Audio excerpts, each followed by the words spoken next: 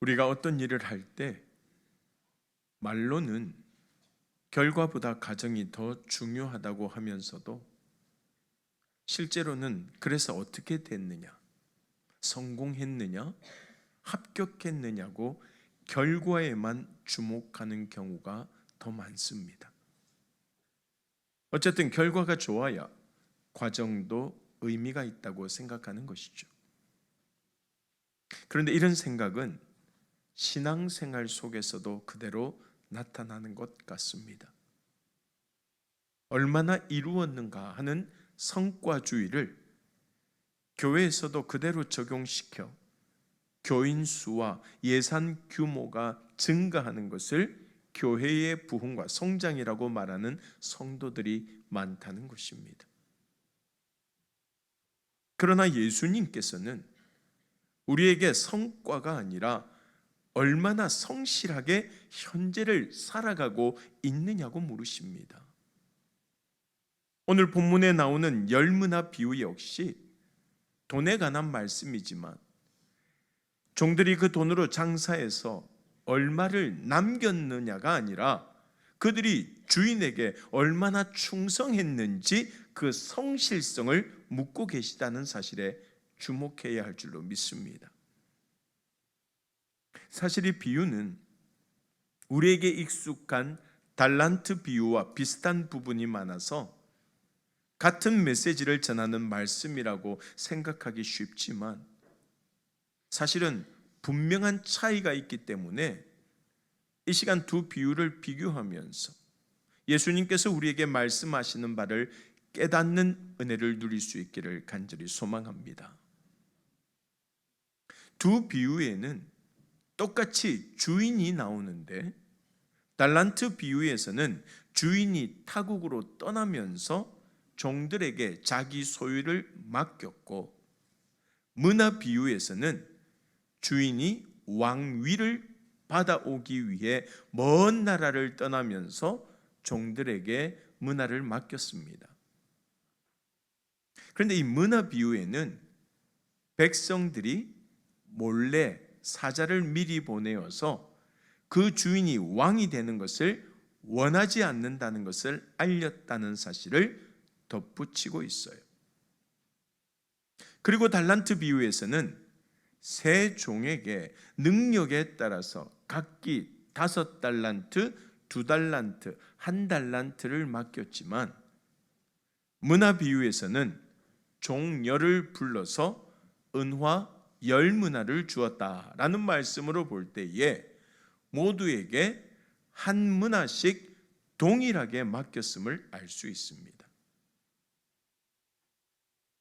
또 화폐 단위도 차이가 나는데 한 문화는 한 달란트의 60분의 1 정도의 가치가 있습니다. 즉 한 달란트가 한 사람의 15년치 품삯이니까 한 문화는 3개월치 품삯입니다. 그러나 이 두 비유의 가장 큰 차이점은 달란트 비유가 자신에게 주어진 달란트를 잘 활용하면 마지막 때에 상급을 받게 될 것이라는 종말에 관한 말씀이라면 이 문화 비유는 마지막 때가 이르기 전 자신에게 주어진 시간을 최선을 다해 살아가야 한다는 현재에 관한 말씀이라는 것입니다. 따라서 문화 비유는 이 구절을 잘 살펴보아야 제대로 이해할 수 있습니다. 오늘 본문 앞절인 11절 말씀 한번 보세요. 11절 우리 같이 한번 읽어볼까요? 그들이 이 말씀을 듣고 있을 때에 비유를 더하여 말씀하시니 이는 자기가 예루살렘에 가까이 오셨고 그들은 하나님의 나라가 당장에 나타날 줄로 생각함이더라. 아멘. 자, 이 말씀을 듣고 있을 때라는 부분 줄 그어 보세요. 이 말씀을 듣고 있을 때가 언제입니까? 예수님께서 앞에 나오는 사건 삭개오에게 오늘 구원이 이 집에 이르렀다라고 말씀하시는 것을 사람들이 듣고 있을 때를 가리키는 것입니다.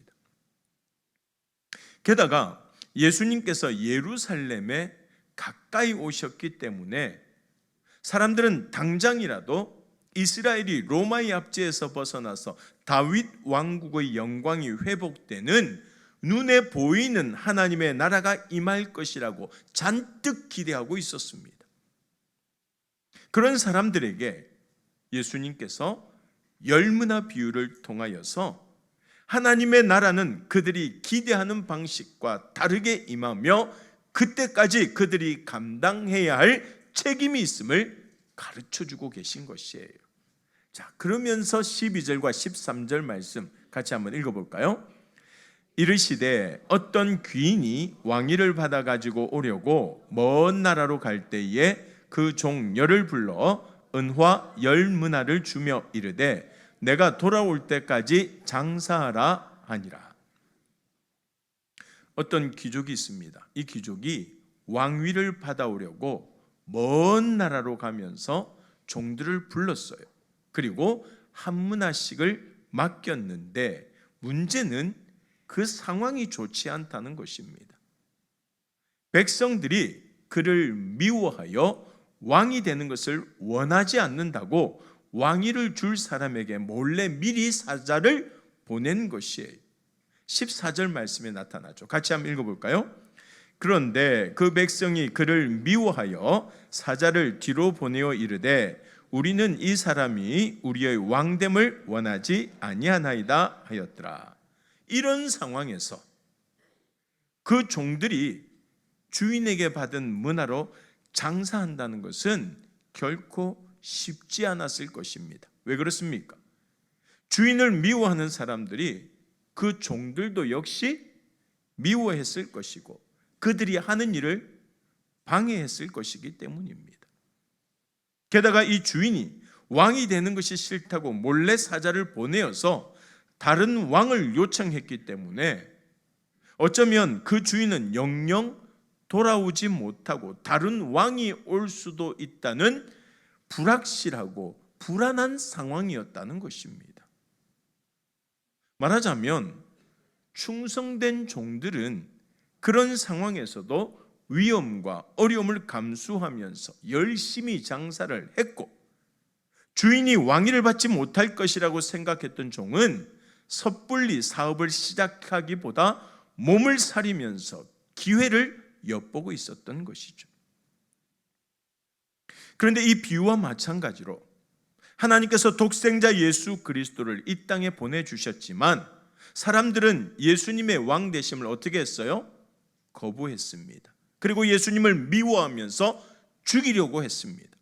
그리고 예수님을 믿고 섬기는 사람들까지 미워하고 핍박했다는 것이에요. 그리고 오늘 본문 15절 말씀에 뭐라고 이야기합니까? 같이 한번 읽어볼까요? 귀인이 왕위를 받아가지고 돌아와서 은하를 준 종들이 각각 어떻게 장사하였는지를 알고자 하여 그들을 부르니. 자, 결국 주인은 왕위를 받아서 돌아왔고 이제 문화를 받은 종들이 어떻게 장사했는지 알기 위해 종들을 불렀다는 것입니다. 어떻게 장사했는지라는 부분 읽어보세요. 헬라 원문에 보면 이것을 뭐라고 직역하느냐? 종들이 얼마나 많은 거래를 했는지 알아보려고 했다는 것입니다. 종들이 얼마나 많은 거래를 했는지 알아보려고 했다. 여러분, 단순히 종들이 돈을 얼마나 벌었는지 알려고 했다면 어떻게 하면 돼요? 번 돈을 그냥 가지고 오라고 해서 세하려 보기만 하면 됩니다. 그러나 주인이 정말로 알고 싶었던 것은 아무것도 장담할 수 없는 그 상황에서 이 종들이 주인을 위해서 얼마나 충성했느냐라는 것이에요. 자, 그렇다면 이 종들은 과연 어떻게 장사를 했어요? 얼마나 많은 거래를 했어요? 오늘 본문 16절 말씀 한번 보세요. 같이 한번 읽어보겠습니다. 그 첫째가 나와 이르되 주인이여 당신의 한 문화로 10문화를 남겼나이다. 자, 18절도 같이 있습니다. 그 뒤에 18절 같이 있습니다. 그 둘째가 와서 이르되 주인이여 당신의 한 문화로 5문화를 만들었나이다. 첫째와 둘째 종은 각각 한 문화로 장사하여서 10문화와 5문화를 남겼다는 것입니다. 자신에게 주어진 사명을 열심히 감당했다는 것이에요. 그래서 주인은 그들을 향하여서 착한 종이라고 부르며 지극히 작은 것에 충성했다고 칭찬하고 있습니다. 오늘 본문 17절 말씀 같이 읽습니다.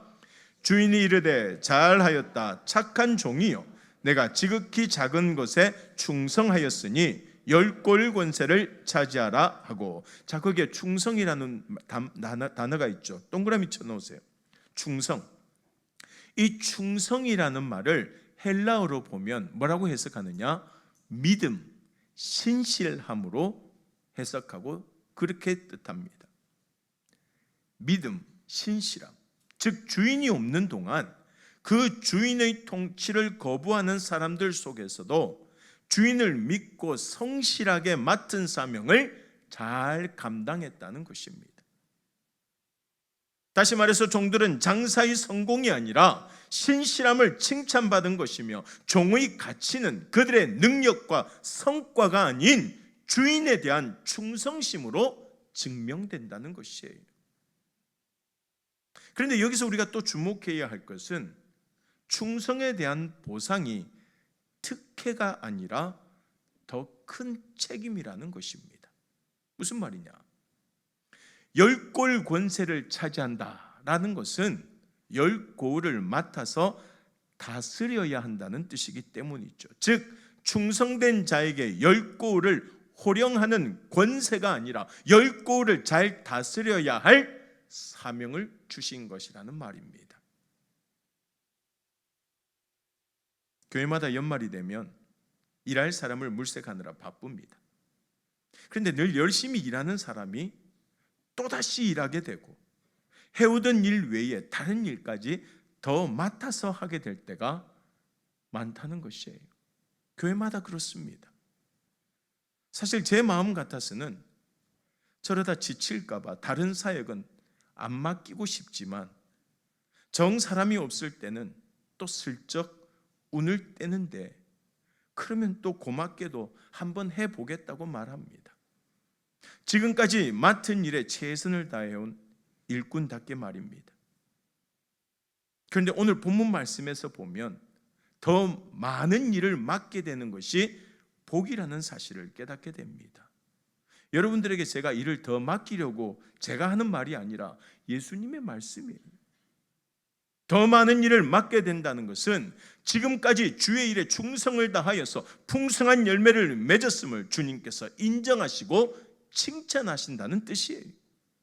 그러므로 신앙생활을 하면서 혹시 왜 나만 이렇게 일이 많고 힘들까 하는 생각이 든다면 오히려 주님께서 나를 착하고 충성된 종이라 칭찬하시겠구나 하고 기대하며 감사할 수 있기를 바랍니다. 그리고 이제 주인이 없는 동안 불성실했던 다른 종이 등장하게 되죠. 누가복음 19장 20절 말씀 한번 보세요. 같이 한번 읽어볼까요? 또 한 사람이 와서 이르되 주인이여 보소서 당신의 한 문화가 여기 있나이다. 내가 수건으로 쌓아 두었었나이다. 뭐로 쌓아두었다고요? 수건으로. 달란트 비유에서는 여러분 돈을 어디다 숨깁니까? 땅 속에, 땅을 파고 돈을 감추었죠. 근데 당시에 돈을 수건에 쌓아두는 것도 돈을 보관하는 방법 중 하나였습니다. 그런데 랍비의 법에 보면 돈을 맡은 자가 땅에 파묻어 두면 도둑을 맞아도 배상할 의무가 없지만 수건에 쌓아두었다가 도난당하면 배상의 의무가 있었습니다. 따라서 이 종은 주인의 돈을 보관하는 태도마저도 불성실했다는 말이에요. 대강 숨겨두었다는 말입니다. 게다가 주인의 성품에 대해서도 오해하고 있는 것을 볼 수 있어요. 21절 말씀 한번 보십시오. 같이 한번 읽어볼까요? 이는 당신이 엄한 사람인 것을 내가 무서워함이라. 당신은 두지 않은 것을 취하고 심지 않은 것을 거두나이다. 무슨 말입니까? 그는 자기 주인을 아무 노력도 없이 남의 것을 취하는 고리대금업자 정도로 생각하고 혹시 장사를 했다가 손해라도 보면 혼이 날까 봐 두려워했던 것입니다. 문제는 주인을 두려워하기만 했지 주인이 기뻐할 만한 최소한의 노력도 하지 않았다는 것입니다. 그래서 23절에 뭐라고 이야기합니까? 23절 같이 한번 읽어볼까요? 그러면 어찌하여 내 돈을 은행에 맡기지 아니하였느냐? 그리하였으면 내가 와서 그 이자와 함께 그 돈을 찾았으리라 하고. 당시에도 은행이 있었는가 봅니다. 은행에 맡겨 두었다면 뭐라도 받을 수 있다고요? 이자라도 받았을 텐데 이 종은 그런 노력조차 하지 않는 게으르고 악한 사람이었고 무엇보다도 주인에 대한 믿음이 없었다는 것이에요. 주인이 왕위를 받아서 돌아올 것이라고 믿었다면 결코 그런 불성실한 태도를 보이지 않았을 것입니다. 물론 이것을 주인에게 손해를 끼치지 않으려는 종의 착한 마음으로 볼 수도 있을 것입니다. 그러나 주인은 그를 악한 종이라 꾸짖고 있습니다.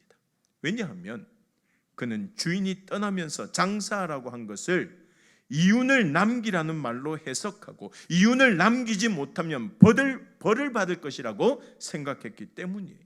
주인에 대한 신뢰, 믿음이 없었다는 것입니다.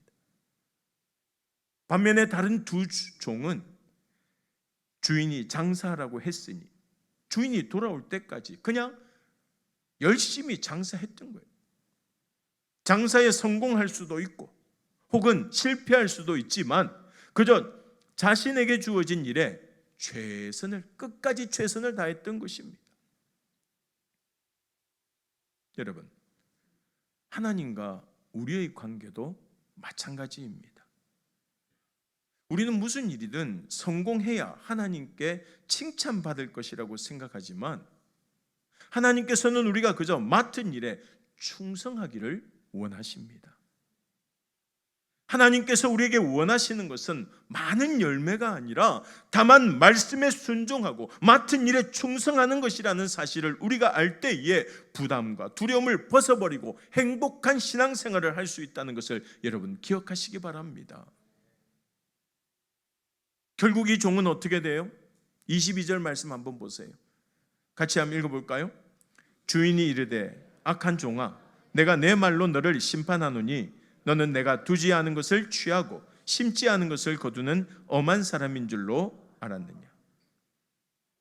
여러분 잘 보면 이 성경 말씀에 종이 악한 일을 처음부터 계획했다는 기록은 없습니다. 그러나 그는 신실하지 않았습니다. 다시 말해서 그가 악한 일을 했기 때문에 악한 종이 아니라 신실하지 않았기 때문에 악하다는 말이에요. 우리도 그렇잖아요. 여러분 주일에 교회에 나와서 예배 드리면서 나는 예배를 마치고 나갈 때 아주 나쁜 일을 해야 되겠다 그렇게 계획하는 사람은 아무도 없습니다. 즉 우리가 하나님을 믿고 섬긴다고 하면서 악한 일을 계획하기 때문이 아니라 하나님 앞에 신실하지 않는 것이 문제라는 말이에요. 사랑하는 여러분, 신실함이란 주인을 향한 믿음 위에 주인이 원하는 일을 행하는 것이고, 불의함은 자기 마음대로 주인을 판단하고 자기 뜻대로 행하는 것입니다. 따라서 충성된 종은 어떤 상황 속에서도 주인의 뜻을 따르는 자라는 말이에요. 또한 자기 스스로 주인의 기대를 충족할 수 없다고 판단하고 아무것도 하지 않는 것 역시 주인을 무시하는 일입니다. 나는 못해, 나는 안 해, 나는 안 돼. 그렇게 아무것도 안 하는 것도 주인을 무시하는 거라는 말입니다. 왜냐하면 주인은 종이 얼마나 성공했느냐가 아니라 얼마나 신실하게 주인의 뜻을 따랐느냐를 중요하게 생각하기 때문입니다. 그래서 이윤을 남긴 종에게 유익한 종이라고 하지 않고 착한 종이라고 말했던 것입니다. 바꾸어 말해서 성경은 착함과 악함의 기준을 우리가 생각하는 것처럼 윤리와 도덕으로 나누는 것이 아니라 믿음에 두고 있다는 사실을 우리는 기억해야 할 줄로 믿습니다. 반면에 아무것도 하지 않은 종은 악한 종이라고 질책을 받았듯이 우리 역시 주어진 삶에 최선을 다하지 않으면 하나님 앞에 설 때에 질책을 받게 될 것이라는 말이에요. 예수님께서는 누구나 인생에서 동등한 기회를 부여받았다는 것을 동일한 문화로 비유하셨습니다. 똑같이 주어졌다는 것입니다. 모든 사람에게 하루가 24시간인 것처럼 말입니다. 아이나 어른이나 혹은 부자나 가난한 사람이나 모두 동일한 시간을 살아갑니다. 다만 그 시간을 어떻게 사용하느냐가 다를 뿐이에요. 신앙도 마찬가지입니다. 사람마다 지금까지 어떤 삶을 살아왔든지 예수님을 믿기만 하면 누구든지 동일하게 구원을 받고 새 생명을 얻게 되는 줄로 믿습니다. 다만 그 새로운 인생의 기회를 어떻게 사용하느냐가 중요하다라는 것이에요. 어떤 사람은 열문화를 남긴 종처럼 열매를 많이 맺을 수도 있고, 또 어떤 사람은 그보다 적은 열매를 얻을 수도 있지만 열매의 많고 적음의 문제가 아니라는 것입니다. 보세요. 문화 비유에서 주인이 10문화를 남긴 종이나 5문화를 남긴 종이나 둘 다 뭐라고 이야기합니까? 잘했다고 칭찬합니다. 그렇게 칭찬했듯이 주님께서는 우리가 새롭게 얻은 삶을 하나님의 말씀 따라 열심히 살았다는 사실만으로도 기뻐하고 칭찬해 주실 줄로 믿습니다. 그래서 우리가 하루하루를, 그리고 예수님을 잘 믿고 최선을 다해서 믿어야 되는 것입니다. 그리고 주님께서는 무릇 있는 자는 받겠고 없는 자는 그 있는 것도 빼앗기리라고 말씀하셨다는 사실을 우리는 잊지 말아야 됩니다. 사실 이 말씀은 작은 수익이라도 계속 쌓이면 점점 더 큰 차이가 나는 복리의 원리와 비슷합니다. 공부도 그렇고 운동이나 인간관계도 마찬가지입니다.